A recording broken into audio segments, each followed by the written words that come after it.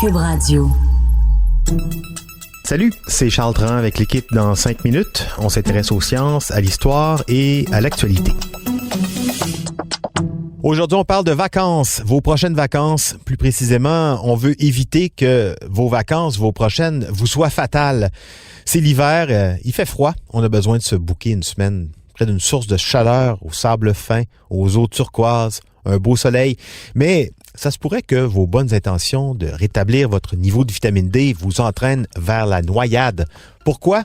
À cause d'une erreur cognitive qu'on appelle le touristic brain ou le cerveau touristique en français. Mais qu'est-ce? Voici Élie Jeté. Cette erreur du cerveau se produit quand des indices visuels dans des endroits inconnus vous poussent en tant que vacancier à prendre des risques que vous ne prendriez pas normalement. Des études récentes suggèrent que les touristes ont tendance à trop se fier à ce qu'ils voient.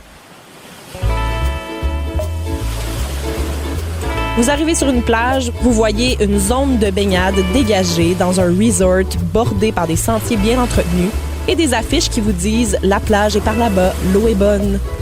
Ce que les études nous disent en fait, c'est qu'on fait trop confiance. Si on voit une plage recommandée par une affiche ou si un guide touristique nous recommande une destination baignade, on va quasiment tout perdre nos repères et notre jugement pour se laisser bercer par les vagues. Ce qui fait que les touristes sont un groupe à haut risque de noyade, c'est qu'ils ne sont pas familiers avec la plage et ses mesures de sécurité. Ils ont une mauvaise connaissance des dangers de la plage tels que les courants et les vagues de fond. Et ce manque de connaissances est exacerbé par les barrières linguistiques, la confiance qu'on ressent parce qu'on sait nager et notre tendance à prendre des décisions imprudentes après avoir consommé quelques pina coladas ou autres boissons.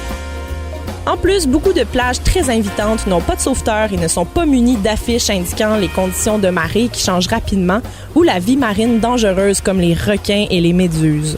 Le courant d'arrachement ou la vague de retour, c'est le principal élément contre lequel il faut savoir se prémunir. C'est un fort courant qui entraîne vers le large les eaux apportées par la grosse vague qui se brise sur les plages. Ce courant-là est souvent accentué par la marée descendante. Pour faire une histoire courte, c'est une vague qui va te ramasser sans que tu t'y attendes et plouf, bye bye!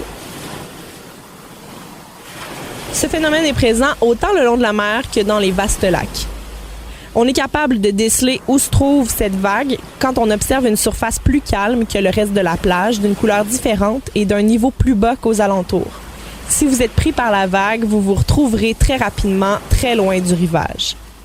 Même si vous êtes un bon nageur, vous pouvez facilement paniquer à ce moment-là et c'est sûr que vous ne touchez pas dans le fond.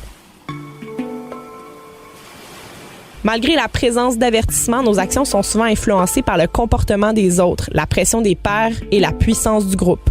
Le coût social de ne pas entrer dans l'eau avec le groupe peut sembler l'emporter sur le risque lié au fait d'aller se baigner. À l'Université de Windsor, le Dr. Chris Hauser travaille depuis des années avec des chercheurs du Texas et de l'Australie sur les dangers des plages à proximité des resorts.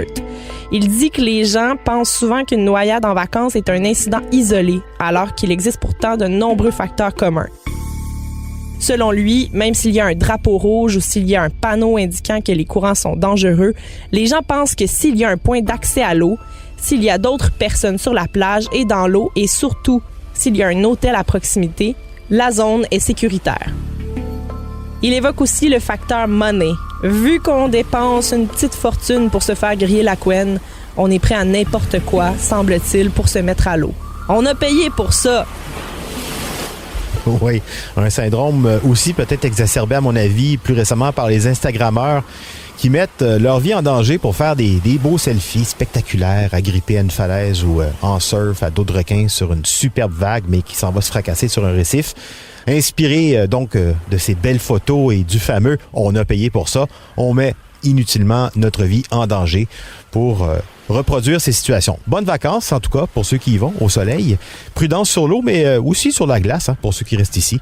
Merci, Élie Jeté. C'était en 5 minutes.